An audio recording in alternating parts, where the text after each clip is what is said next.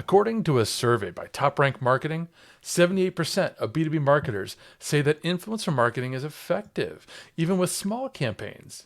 And we know that B2B buyers are more likely to purchase a product or service if it's been recommended by an industry influencer. And yet, influencer marketing is still a challenge and a mystery to many brands. From finding influencers to measuring results, companies report significant challenges. Why is influencer marketing such a big deal for B2B brands? Why are they going wrong? And how can they achieve and measure success? That's what we're covering in today's episode of Partnership Unpacked.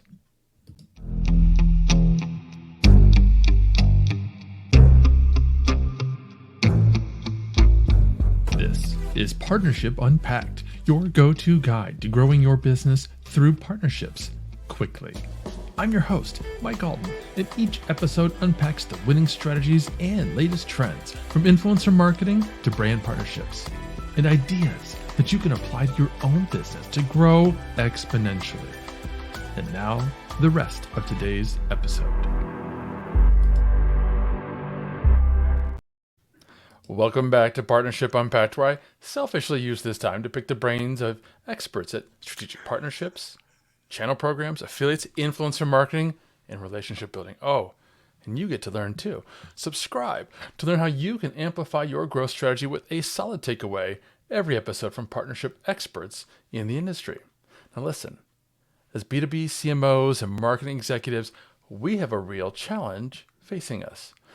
A few years ago at a conference, it was said that empathy with customer needs and understanding the questions they have during the journey from awareness to purchase is essential for creating valuable content.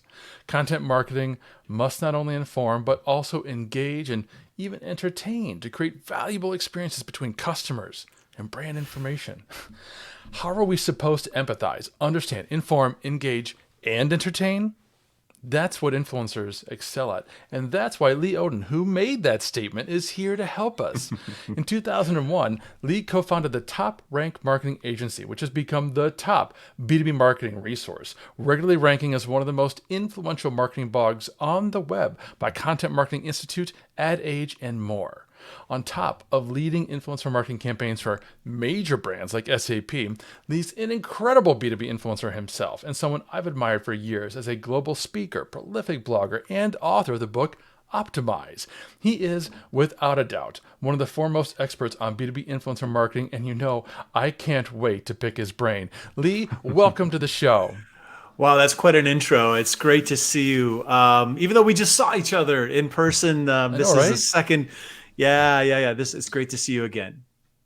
Awesome. Thank you. Well, we've known each other for years, and I have to say, I've Yes. always admired how you and your firm approaches influencer marketing, particularly when it comes to major industry events. I mean, you go out of your way to shine a light on key speakers and influencers for events like Content Marketing World, which in turn shines a light on you and the relationships you're fostering with those speakers and influencers. I'd love to hear how you actually got started in influencer marketing. Way back when I was new into the marketing space, and we were trying to find, as a fledgling agency, how to get our message out. And I started to notice how other people were creating content and doing other things to become credible. They were driving conversations in the industry. People were citing them, mentioning them.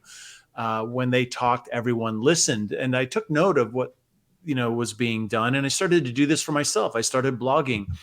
I started, going to conferences and being active, and started to notice this sort of influence of attraction effect, in that, a lot of customers were coming to us instead of us having to go out and chase for customers. And why?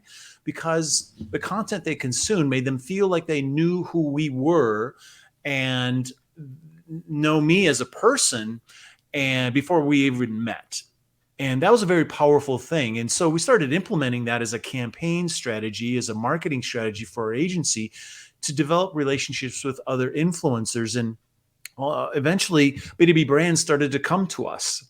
The vast majority of customers we have come to us asking to do the things that we're already doing for ourselves or things that they heard about with other agencies. So we started doing some influencer engagement with Content Marketing Institute to promote the Content Marketing World Conference. And Dell wanted to publish the Forbes of the IT industry, and so they wanted engaged us to, recruit some influencers to start writing for them. And fast forward, we've celebrated 9 years Hmm. of doing, work for LinkedIn, a lot running an influencer program there, and doing influencer programs for a lot of other B2B tech brands, all the way from Adobe to Oracle and so forth. It's fascinating. I love hearing that. I like your approach to blogging because, of course, I've seen the same thing, right? Having a writer for almost a decade now, or over a decade, I've always tried to write the way that I speak. So when people meet me, they feel like they know me because they've read my work. So I've definitely Mm-hmm. experienced the same kind of phenomenon that you have. But I want to kind of dig into this concept of influencer marketing for brands because you mentioned once that it's a game changer for brands. Why do you think that is? Well, you cited, I think, some research that we had done, which folks can find at 2022.influencermarketingreport.com. It's ungated. Just go take a look. But one of the really interesting things we found in that research, this is the second time we've done that report, is over 80% considered. So those who are actually running influencer programs, B2B brands, 86% said they considered the efforts successful. But I also thought it was really interesting that a third of those marketers said that their influencer marketing programs were a direct contribution to sales and revenue. So that's pretty compelling, right? But the thing is, we've all heard a lot, the adage that people don't trust advertising, they don't trust brands. And well, who do they trust? They trust people that they know, they trust peers, they trust industry experts that they follow. And here's the thing, in a time like right now where there's some, economic uncertainty, a lot of brands are going to pull back on their marketing budgets, and they're going to take what's left and they're going to focus it on how can we drive revenue, right? End of funnel types of content. So when people start doing that, and some already have, what kind of experience is that, right? If, it's going to lead to even more distrust in advertising if that's the only kind of thing that's out there. So people are going to increasingly look for trusted sources of information because they are still going to be buying things. They're going to be buying software, they're going to be buying hardware, they're going to be buying solutions in the B2B space. And the gap that exists there can be filled by working with industry experts, because the people they are paying attention to are those people creating utility and useful content in the industry. And if brands can create relationships with people that have the attention and trust of the audiences that the brand is trying to reach and that are probably ignoring their ads, that's a big game changer. So it really boils down to being able to establish know, like, and trust Sure. with your target audience, with an influencer as the proxy for the brand. And we're talking about it from this B2B perspective, but finding influencers, finding B2B influencers is certainly more challenging than B2C. How would you recommend brands go about actually finding and qualifying influencers for the kind of work that you're talking about? So, there are levels of sophistication to everything you do, right? And a lot of people superficially understand how to work with influencers, and they think that, there's one kind of influencer, someone who's well known. And so a lot of executives think, oh, I know who the top players are in our industry. Let's just go get them. Well, the problem with that is that in terms of identification and qualification of who's the right influencer for you, how are you going to work with them? What are your expectations? Are you trying to be known for this or that topic? What topics do your customers care about? So data is really, really important.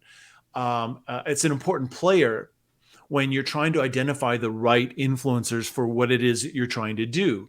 So you could go to the C-suite and say, yeah, who are the top players? And yeah, you can have those famous names associated with a campaign. And then the campaign doesn't do well because no one is used to hearing that famous person talk about that brand or that solution in that particular way. So we look for three data points. out of many to identify the right kind of influencers. And it all starts with the topic, again, that you're trying to be influential about, something that your customers care about, something relevant to the campaign or whatever it is that you're doing. And with that topic in mind, we go to a platform of some kind that, pulls data from the social web usually, but also from blogs and other places, and helps us understand, number one, who's the most relevant for that topic. How do they self-identify? And then also, what kind of content are they publishing that is relevant to the topic you want to be known for? And the second thing would be resonance. To what degree does that topic published by that person resonate with their audience? Does their audience engage with content around that topic published by that person? And then the third thing we're looking for is reach. We're looking for network size and the right kind of network. It's not the first thing, and a lot of people fail by only looking for the most popular people. And if no one's listening to those popular, or no one's listening to that popular person around the topic you want to be known for, then it's it's a wash, right?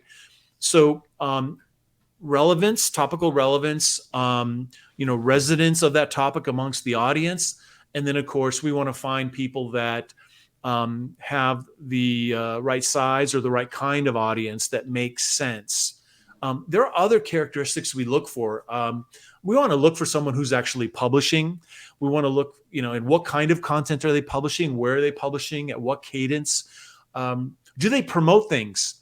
A big mistake people make is that they'll pick someone who's influential, but they don't tend to advocate for anyone. So when they do start to advocate for your brand, it doesn't resonate with the audience.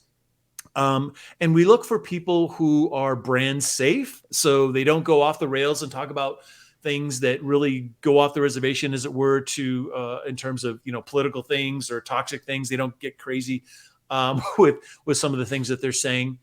And there's got to be values alignment and that sort of thing. And really, are they persuasive? Do they have charisma? And this is something that isn't as common in the B2B space as in the consumer space. You have a lot of people who are influential, but they're not necessarily comfortable behaving as an influencer, right? So we take all these things into account as we identify and qualify who's the right match for a brand, for a campaign.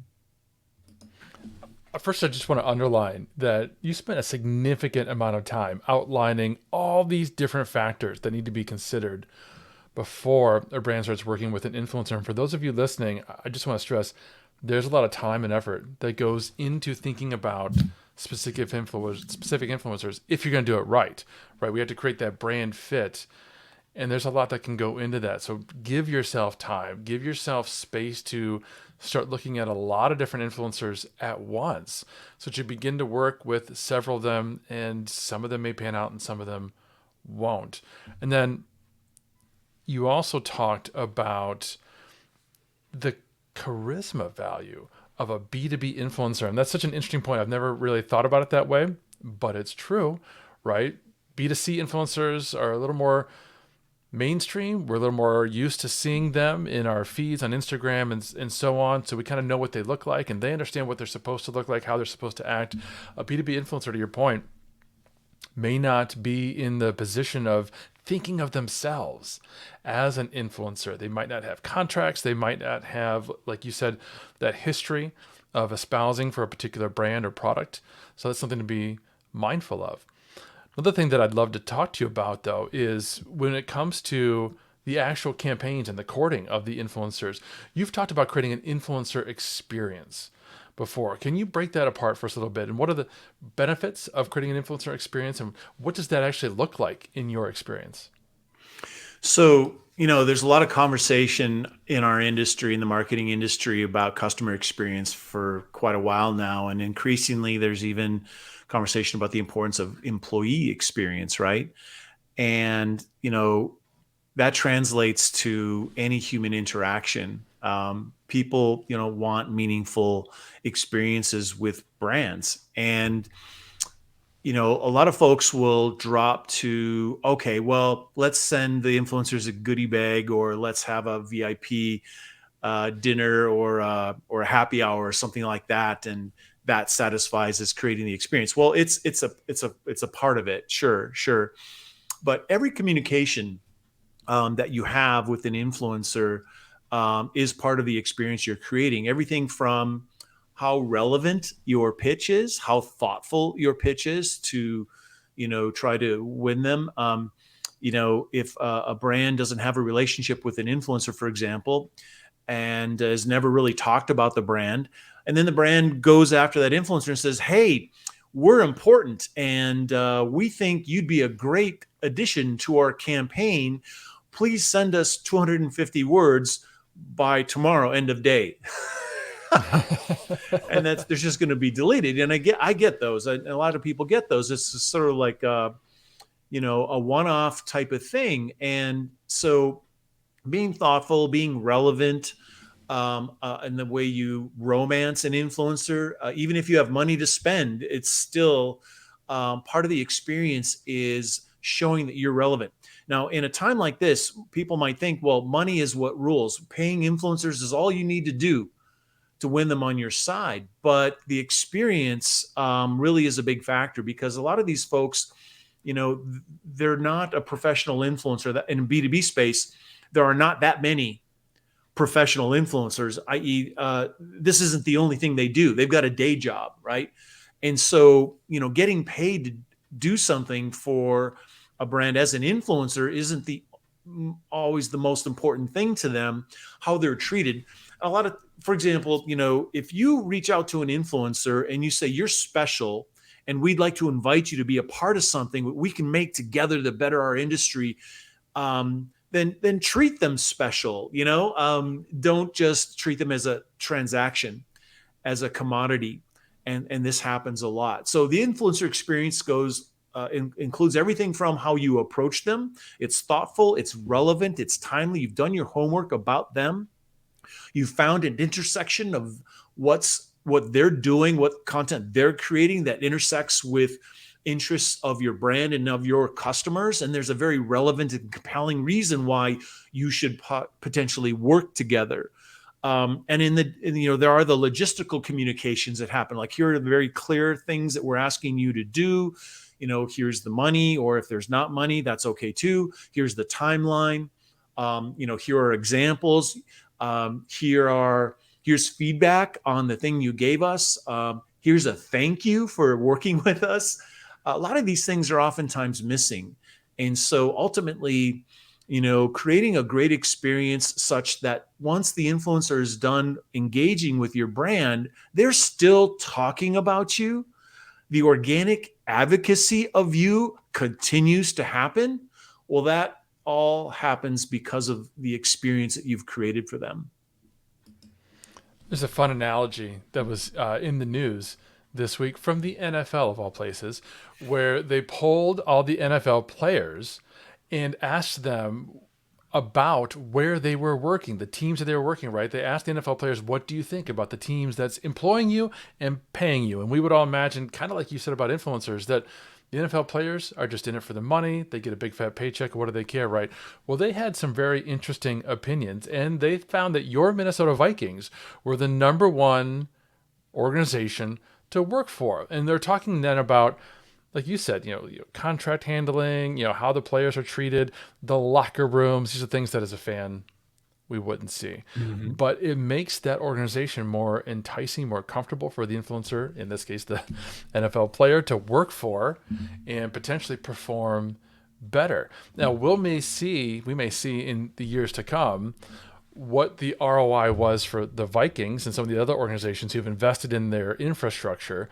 They might find it easier to bring in higher paying talent, higher performing talent, younger talent, so on.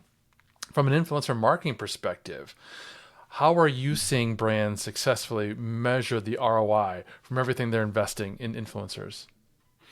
Well, obviously or maybe not obviously, when you're working with influencers, you're giving them tracked URLs to the content that they partnered with you to make. And with that, you'll be able to identify, whether they published, how often they published, what kind of reaction there was to what they published. And then in some cases, if it's the kind of campaign that has a form fill or something like that, you can measure all the way to that point. and then maybe even to revenue if it's that sort of initiative. And a lot of, in our case, a lot of the, or almost all of the influencer engagements result in content. So in terms of measuring ROI of an influencer program, and again, in our case, content is what we're doing. Content is what we're looking for. All the metrics you would have associated with a content marketing program would be valid. So, we're trying to look at attract metrics, to what degree did we reach the audience we were after, engage metrics, the degree to which people consume the content and interact with it, and then conversion metrics. Again, anything related to a form fill. So whether it's a download, a trial, subscription, an inquiry, or even a sales contact, we'll be able to associate with that particular influencer program. For a campaign that's designed, and I know a lot of people might be thinking right now, okay, influencers might be a great way for us to generate some revenue. It's like, well, here's the thing. If you have a campaign that's designed to generate revenue, it's probably going to be most successful if it involves influencers that you've already been working with for a while, that you've already, your community is already used to hearing from those influencers talk about your brand for a while. So there's familiarity there in that connection, and they've got to be the kind of folks that provide that, confidence around decision making, that confidence around that one solution is better than another. They might be practitioners as opposed to what we call brand individuals, people who simply pontificate, write books, do keynote speeches, and all that sort of thing. There's value in that, don't get me wrong, but those folks brand individuals don't necessarily tend to inspire people to spend money. So, what my point there is that your expectations and your intent with the marketing will, of course, drive the kinds of ways in which you will measure ROI. But with influencers, and if you're outputting content, you've got all the stuff you're used to, but then on top of that, you do have community engagement sorts of metrics and anything associated with those tracked URLs you give them that you can measure as well. This is fascinating. And I love how focused you are on utilizing the influencers and partnering with the influencers to create content. Folks, we're talking to Odden about B2B influencer marketing and how to measure your ROI from those activities. Now let's hear from our CMO, Agorpulse, and how important it is to measure the ROI from your organic social media activity as well. It's the Arc de Triomphe. Can you imagine if you're in charge, if you're the CMO of marketing Paris? What are your main channels? Wow, there's the Arc de Triomphe. There's the Eiffel Tower. There's the Louvre. Those are your channels you're going to use to drive tourism dollars in. Okay, now, but you're not the CMO of Paris. In fact, you're the CMO of your company, product, service. So what are your main channels? Well, I'm going to guess they're things like pay-per-click, maybe trade shows, events, maybe content. Those are all pretty predictable, right? Let me ask you this question. Are you treating social media as a main channel? By the way, only 1.8% of you today measure social media and can prove an ROI in that investment. HubSpot and Gartner say social media is the #1 channel to invest in this year. Are you doing it? If not, I can tell you why. You're not doing it because you don't have the tools, you don't have the mentality, and that's okay. We've got you covered. You change the mentality, we'll give you the tools. Agorpulse tracks all the ROI for you. One place to manage all your social media activity, your #1 channel. Change your success. Treat social media as a channel, one CMO to another. My name is Daryl. I'm with Agorpulse. I'll talk to you soon.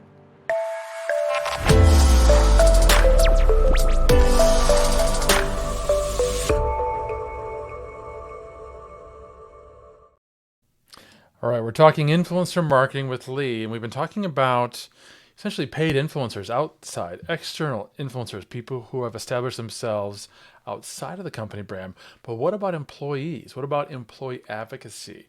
Are internal influencers as important to B2B brands?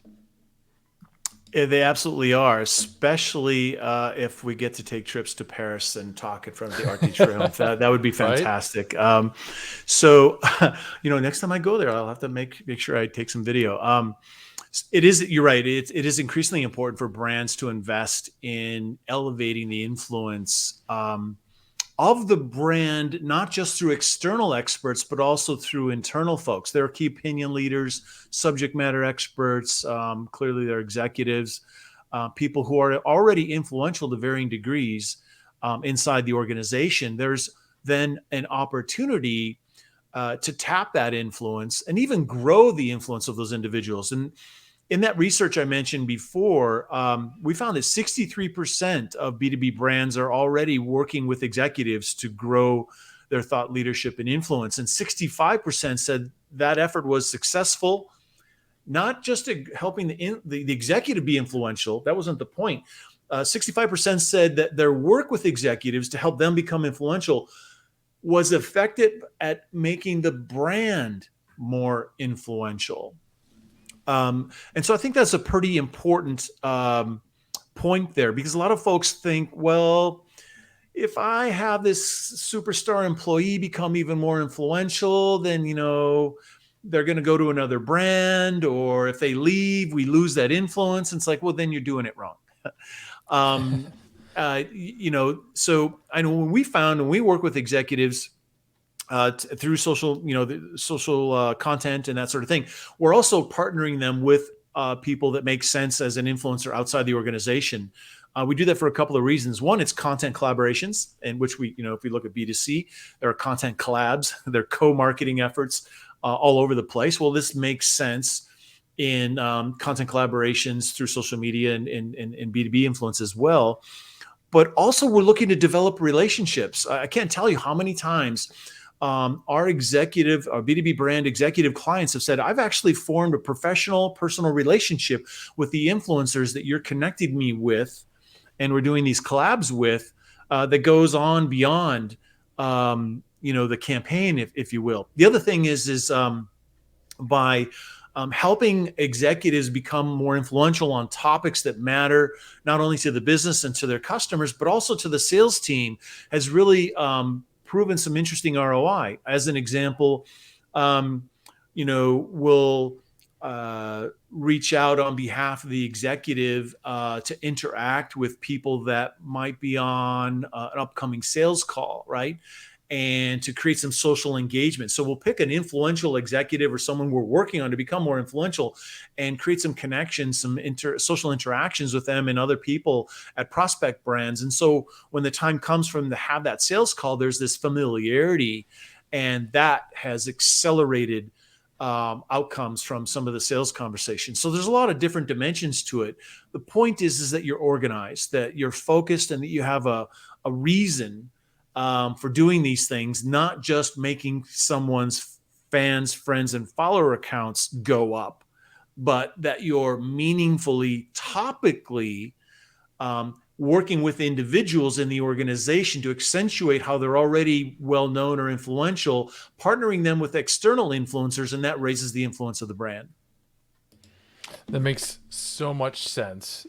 It's a lot of what we've been doing at Agorapulse without even necessarily articulating it the way that you just did. I mean, we saw Daryl in that video. Yes, we flew him out to Paris. He was already an influencer before we hired him. That was one of the reasons why we hired him as CMO. He was very influential on LinkedIn in the sales and revenue world. We're bringing him over as a CMO to help us uplift the entire organization. And frankly and transparently, this entire podcast is the same thing, right? This is me, this is my podcast, but this is all supported by Agorapulse. So this is me elevating my influence in the partnership and influencer marketing world, which helps me and it helps Agorapulse.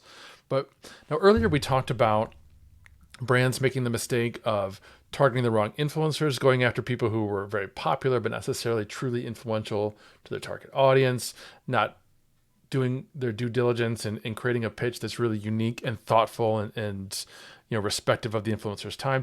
How else are brands failing at influencer marketing? Well, imagine a situation like this. You're standing on the street and someone comes up to you and says, "Would you like to get married?" So what does that mean? The lack of romance. Again, these are the top people are high in demand. They're very, very busy. They have a lot of options available to them. Pitching them to close them on an engagement in one email or one conversation is really simply unrealistic.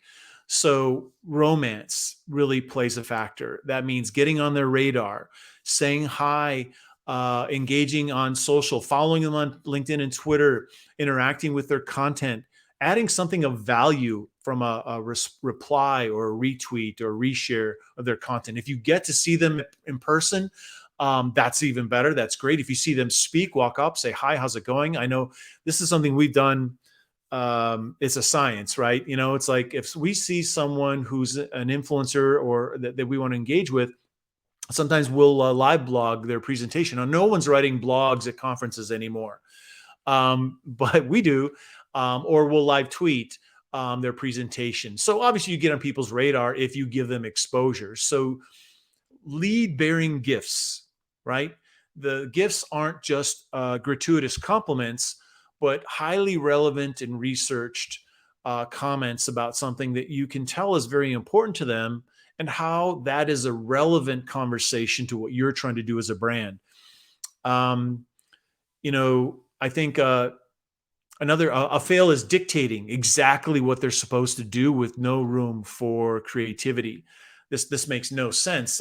If the influencer is also a creator and they have media creation savvy, they're probably going to know what resonates with their audience a heck of a lot better than you do as a brand. So while you might have some specs or guidelines or something you might want to share with them, you're really going to get the most value if you tap into the power and expertise of that influencer's creativity.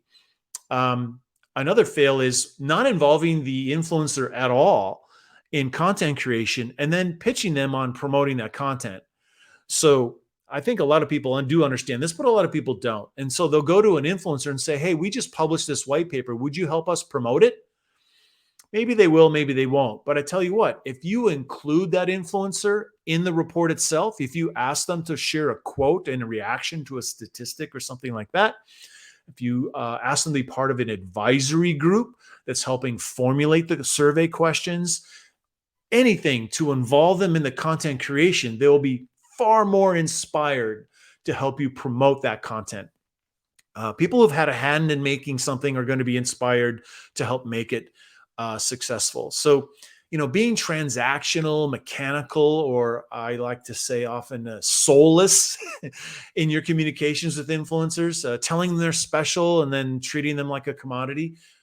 These are all fails. And there are many more. I actually did a post about this, 50 ways to leave your lover, right? 50 ways to fail influencer engagement you can find on Top Rank blog.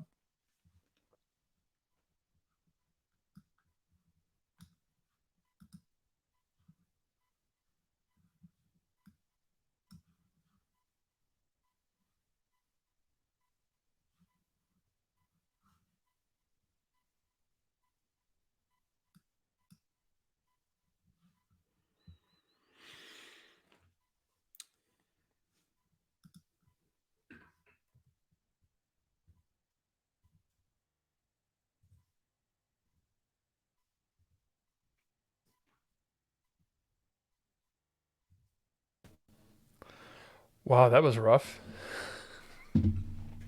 Sorry about that. Oh, so do I need to answer that again, or Yeah. or no? My Did you recording finish? is local. Yeah, I finished answering the question, then it was just silence. Okay, fantastic. Sorry about that. Yeah, my internet just died. I had to restart everything.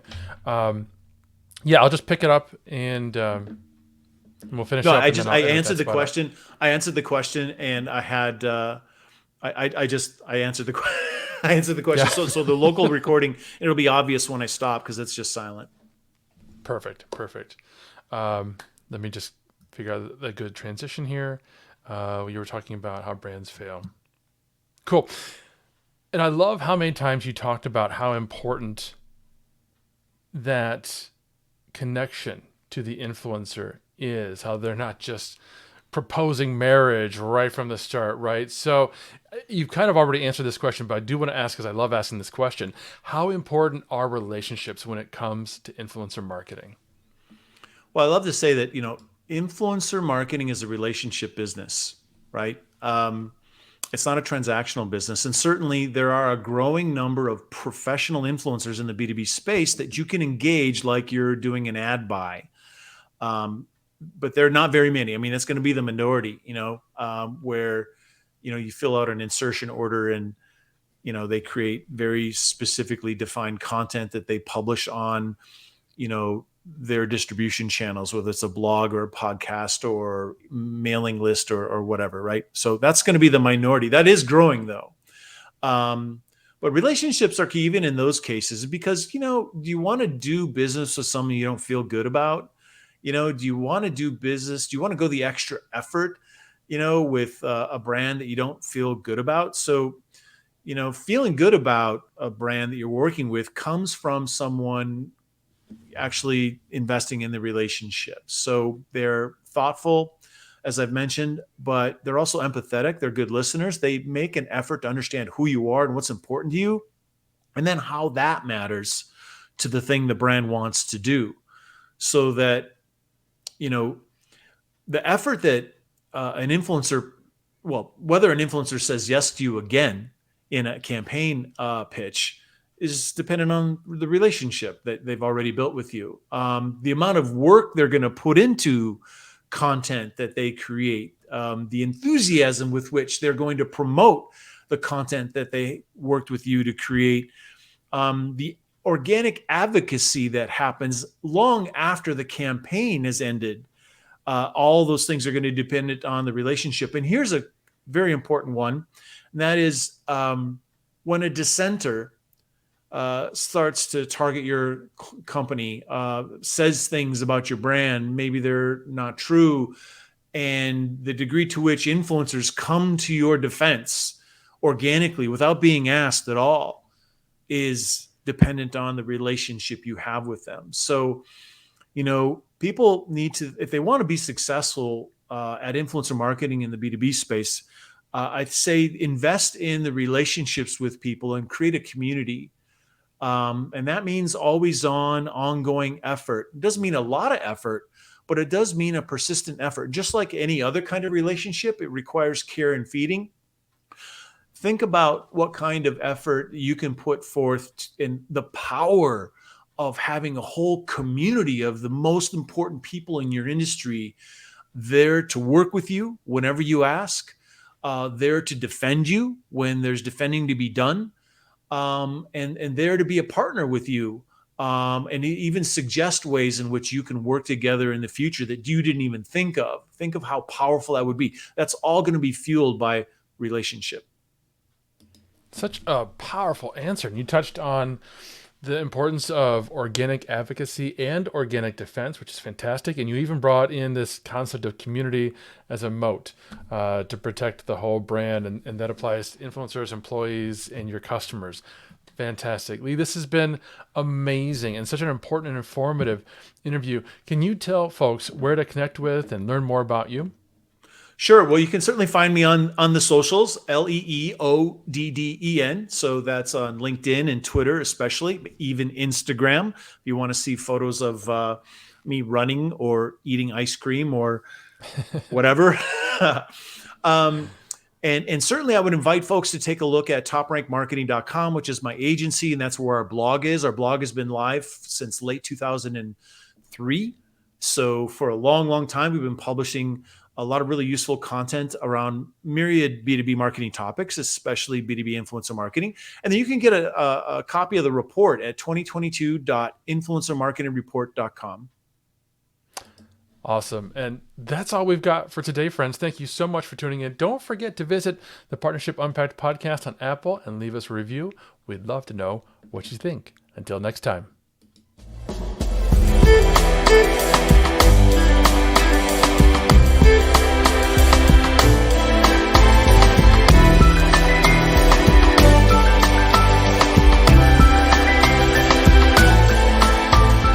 Thank you for listening to another episode of Partnership Unpacked, hosted by Mike Allton and powered by AgoraPulse, the #1 rated social media management solution, which you can learn more about at agorapulse.com. If you enjoyed this episode, please subscribe on your favorite podcast player. Be sure to leave us a review. Your feedback is important to us. And if you want to be part of our audience during live broadcasts, take a look at our calendar at agorapulse.com/calendar. Until next time.